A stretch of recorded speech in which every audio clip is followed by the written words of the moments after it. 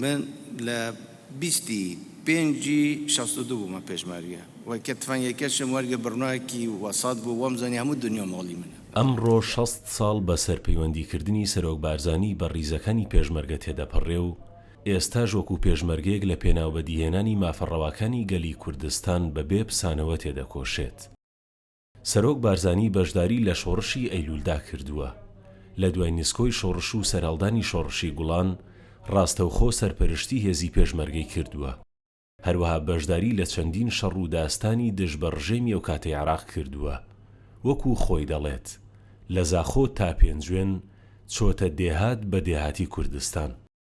دەربارەی پرسی سربەخۆیش سەرۆک بارزانی لە چاوپێکەوتنێکدا دەڵێت زۆر لام سەیرە کەسانێک وا تەوەقوع بکەن دوای ئەو هەموو ساڵە لە خەبات و پێشمەرگایەتیم مساومە لەسەر دۆزێک بکەم کە هەموو تەمەنم لە پێناویدا داناوە.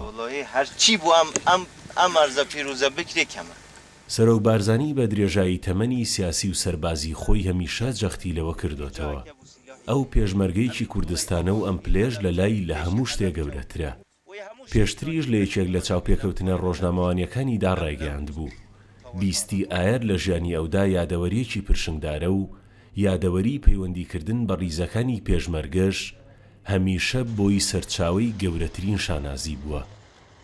لە کاتی هاتنی ڕێکخراوی داعش و کۆنتڕۆڵکردنی بەشێکی زۆر لە خاکی عێراق سەرۆک بارزانی جارێکی دیکە هەم وەکو پێشمەرگە و هەمیش وەکو ڕێبەر ڕاستەوخۆ سەرپەرشتی شەڕی داعشی کرد.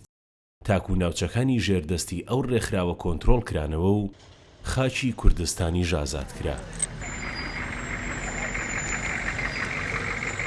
لە دوای بەڕێوەچوونی ڕیفراندۆمی سربەخۆیی کوردستان هەوڵ و پلانی ناوخۆیی هەرێمی و نێودەوڵەتی بۆ لە نێوبردنی هەرێمی کوردستان لە ئارادا بوو. لە 16 ئۆکتۆبەر هێزەکانی عێراق بە پشتیوانی ناوخۆیی هێرشیان کردە سەر خاکی هەرێمی کوردستان و هەوڵیاندا تەواوی خاکی هەرێمی کوردستان داگیر بکەن. بەڵام فەرمانی سەرۆک بارزانی بۆ بەرگریکردن لە خاکی کوردستان و بەرپەرجدانەوەی هێزەکانی عێراق کۆتایی بەو پلانە هێنا و جارێکی دیکە ئەو خەونەی لەناو برد. پێش سەرۆکاتی و لە کاتی سەرۆکاتی و دوای سەرۆکاتیش من هەر مەسعود بارزانیم هەر پێشمەرگەم و بەرزترین و پیرۆزترین پلە و پایەلای من پێشمەرگاتیە.